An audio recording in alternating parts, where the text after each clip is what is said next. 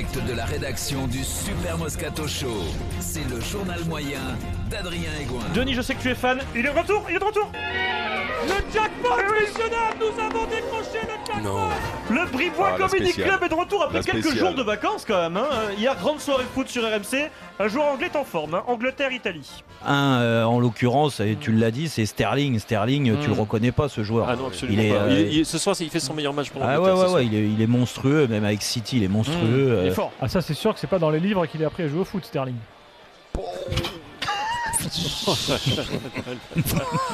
C'est pas possible. Il y a un gros blanc à l'antenne en ce moment-là. Il est content, mon Gilbert. Un bon retour. Voilà, bon retour de Gilbert. Cinquième but pour l'Espagne face à. On savait pas comment il a tourné. Ouais, alors il a tourné là, Gilbert. Cinquième but pour l'Espagne face à l'Argentine. Fred Armel au commentaire. À revers, Ah oui, sauf étonnant. son coéquipier. Son équipier Iago Aspas qui bat sans problème Caballero 5-1. Renaud Espace s'appelle le mec. J'ai pas compris. Voilà. Iago Aspas. Voilà, Daniel Riolo qui essaie de rivaliser avec Gilbert. C'est pas donné à tout le monde quand même de rivaliser avec Gilbert Delois. Ah ouais, Pipi, faut pas lui faire. Il y a des moments de solitude quand même. Non, mais à Fred Hermel, faut pas lui faire parce qu'il a sa fierté. Les vannes, c'est lui qui les donne, mais il les reçoit pas. Et on ne vanne Donc pas Fred il sur le répond foot espagnol pas, en plus. il sauve pas son copain par un petit rire ou un truc comme ça. Il le sauve pas, il le laisse dans sa merde et il lui dit j'ai pas compris. Alors Du haut Gilbert. Attends, c'est elle française. Attention, c'est pas pareil. Tendez bien l'oreille, Gilbert. 6ème but de l'Espagne. Tendez bien l'oreille, c'est un grand classique. Le 6ème but. Oh là là, Isco est triplé d'Isco. Oh là là là là là. Soirée disco, voilà, il la place pas assez fort, mais il la place. Il l'a placé plusieurs fois d'ailleurs. Elle dans était la soirée. timide celle-là. Tout n'est pas non plus très bon chez Gilbert, il termine l'émission comme ça hier. Je veux bien que tu mettes ta robe d'avocat de Deschamps, mais tu peux quand même reconnaître Deschamps. tu peux quand même reconnaître. La robe des chambres, voilà, c'est ça, Gilbert Bribois. Non, refusez ou pas Refusez ou pas Oui, vous refusez, oui, on refuse. Là c'est n'importe Il y a des trucs, on n'est pas obligé de tout passer non plus à l'antenne, Adrien. Oui, mais moi je vous soumets, après c'est vous qui jugez, moi je sais pas. Non, mais il a des soucis, non? Il a des soucis familiaux, des trucs comme ça, non? Il travaille en décalé, il termine à minuit, c'est compliqué, c'est toujours un peu décalé. Ah ouais, à minuit, ouais, il en a marre de faire les 3-8. Sans transition, direction France 2, les amis. Émission Prime hier, émission qui s'appelle Laissez-vous guider. Émission d'histoire-fiction présentée par Stéphane Bern et Laurent Deutsch. Ils nous font visiter par le prisme du patrimoine et de l'histoire deux villes magnifiques, Paris et Marseille. Et à Marseille, dès qu'on parle histoire de Marseille, patrimoine, on évoque le 26 mai 93, champion d'Europe. C'était en 1993 face au Milan AC, une victoire 1-0 grâce à un but de Basile Boni à la 44e minute. Très bon. Et oui, forcément on parle de l'OM quand on parle de l'histoire de Marseille. Et qui intervient ?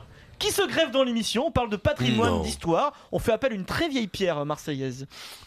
Et grâce aussi à Éric Dimeco. C'est mon Rico, bien sûr, qui va intervenir dans l'émission de Stéphane Bern. Éric Dimeco, écoutez l'intervention d'Éric. Là, c'est pas un pavé dans la mare, c'est une explication sur l'histoire marseillaise. C'est très intéressant, alors, très intéressant. C'est une ville rebelle qui se sent des fois agressée ou mal aimée et qui a envie du coup de reconnaissance. Le sport, c'est un vecteur qui va 2 fois plus vite que le reste, quoi. Ça, c'est beau, ça. Et qui traverse surtout le monde parce que sur une victoire comme ça, Marseille est reconnu dans le monde. Le sport, Denis, c'est un vecteur qui va 2 fois plus vite que le reste. T'étais au bulot ou au club sandwich là? Parce que l'interview c'est au resto, non? C'était au Cardinal. Tu sais C'était quoi? au Cardinal. C'est vrai, à Paris, d'accord. Tu nous en as bouché un coin là. C'est beau. Ouais, mais après, c'est sûr qu'il y a des mots qui sont difficiles à comprendre pour vous. Mais après, un commercial de chez Nike, un commercial de chez Nike ou un sponsor de la Coupe du Monde de foot. Et tous les mots sont dans le bon sens. Je regardais en direct, je me suis dit, vecteur, il a pas le droit. Nous, chez nous, ça passe pas. Vecteur. C'est bien.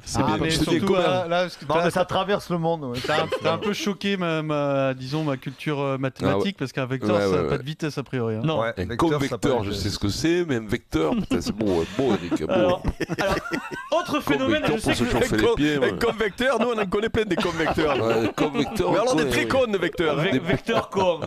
Alors, autre phénomène très T'aurais intéressant. parlé des convecteurs en mangeant de bulot, on aurait compris, il y aurait eu un lien. Quand on a deux animateurs parisiens qui sont à Marseille, ils se sentent obligés à un moment dans l'émission de prendre l'accent marseillais.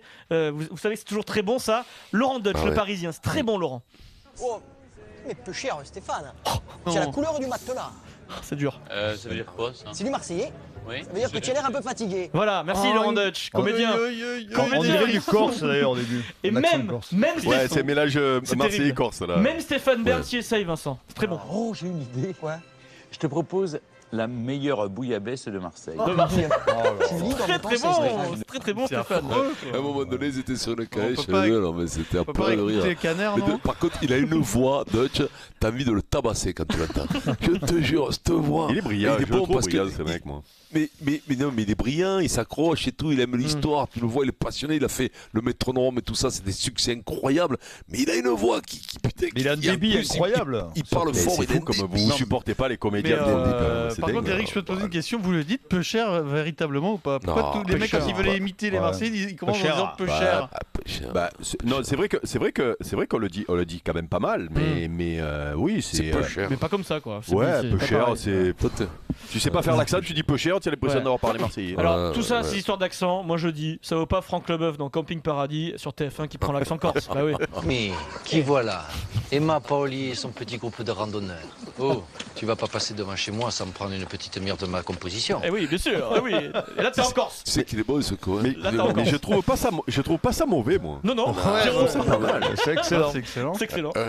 Non, t'as raison, c'est pas mauvais, c'est très très mauvais.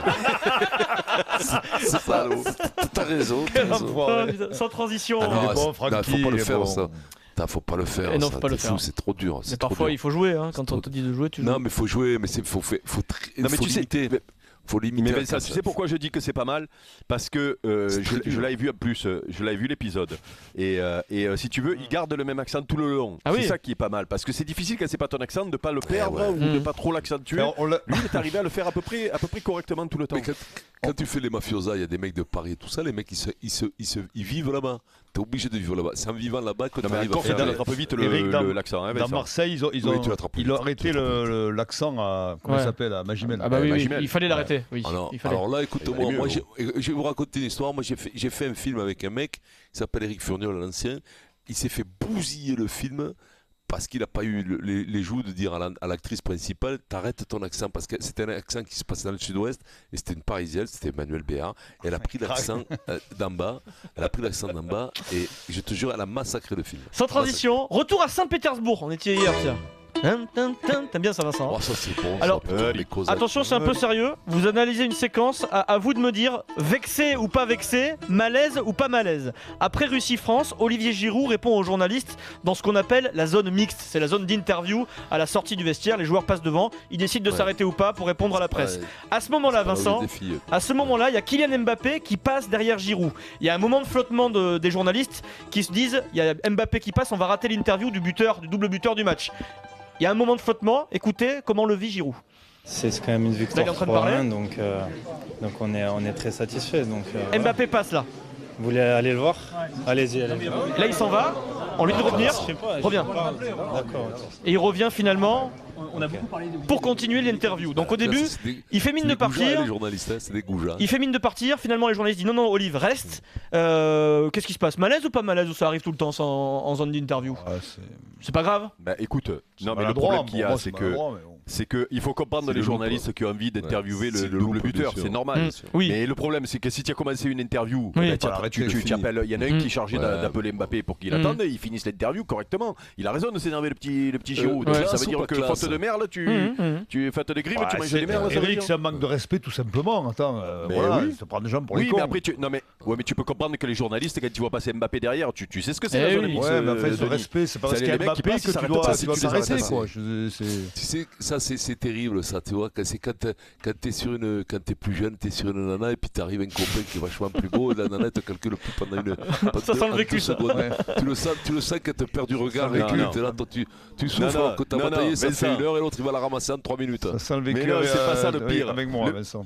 Le pire, c'est pas ça, mais c'est ce que tu as vécu toute ta vie, où tu essaies de brancher la plus belle en laissant tomber le boudin, et puis quand tu n'as pas la plus belle, tu te jettes sur le boudin. Et la différence, c'est que tu sais quoi? Et la différence, c'est que quand t'es malin après avec l'âge, tu branches les boudins. Parce qu'après, les plus belles elles se battent parce que tu branches les boudins et sont jalouses. Sur ce grand moment de poésie, on va enchaîner sans transition. Sans transition, Pierrot, direction la Rada. À nous les téléméganes Alors, semaine agitée au rugby club toulonnais, Vincent, les critiques du président Boudjelal, 3 membres du staff convoqués. Toulon a réagi quand même, victoire face à Clermont 49-0. Les hommes de Mourad lui ont répondu, 2 façons distinctes de lui répondre quand même. D'abord, le manager Fabien Galtier, avant le match sur Canal au micro d'Astrid Barr, il a du mal à aborder le sujet, Fabien, quand même. Il faut montrer qui on est, quoi. Ou essayer de montrer qui on est réellement. Donc c'est presque assez facile en fait de mobiliser une équipe lorsqu'elle est maltraitée. Une équipe lorsqu'elle est maltraitée, on a l'impression que c'est maltraité par les médias, par les supporters, par le public. Astrid Barr qui commence quand même à avoir un peu d'expérience, elle le relance quand même en précisant les choses, Astrid. Maltraité, déstabilisé par le club, par le président. Bah oui. Ah, c'est un environnement, c'est tout un ensemble, on va dire. Bien sûr. Dès qu'il y a des failles un petit peu, tout le monde s'engouffre dedans. Oui. On est dans un univers un peu médiatique, on va dire, et donc l'environnement médiatique, dès qu'il sent que ça peut faire un peu de buzz, il rentre dans les failles, ça fait partie du jeu. Et Mourad alors ? Donc c'est quelque chose qui bouge énormément, qui secoue, et puis après qui doit nous aider à être mobilisés, on va dire. Il a du mal à parler du principal responsable du bazar de la semaine quand même, qui s'appelle Mourad Boudjelal, qui est son président. En revanche, quand Astrid Barr après le match se rapproche du capitaine Mathieu Bastaro, eh ben c'est beaucoup plus clair, Mathieu. La bonne nouvelle aussi, c'est que personne ne va rentrer à pied ce soir. Ouais, ça, je sais même pas quoi dire sur ça. Je veux dire, des fois, on se met le feu nous-mêmes et honnêtement, on n'a pas besoin de ça. On est des grands garçons, tout le monde était déçu après la défaite de Yonax. Il n'y a pas besoin de rajouter ces petits trucs-là qui polluent la vie d'un groupe. Parce que cette semaine a été compliquée à préparer, que ce soit pour le staff et les joueurs. Quand ça vient de l'extérieur, on peut râler, mais quand ça vient de l'intérieur, c'est complètement débile de notre part. Complètement débile de la part de son président, Mourad Boudjelal, Mathieu Bastaro, plus direct que son manager Fabien Galtier quand même, Mathieu. Mais non, le message est clair, Denis. Il est clair, il a traité Mourad de débile. Voilà, mais Mourad l'aime bien, il a répondu Mourad. Il a dit que c'était son chouchou, qu'il acceptait que son club s'il après démocratie. Que Fabien Galtier réponde à Mourad, j'ai l'impression, comment ils ne connaissent pas encore Mourad?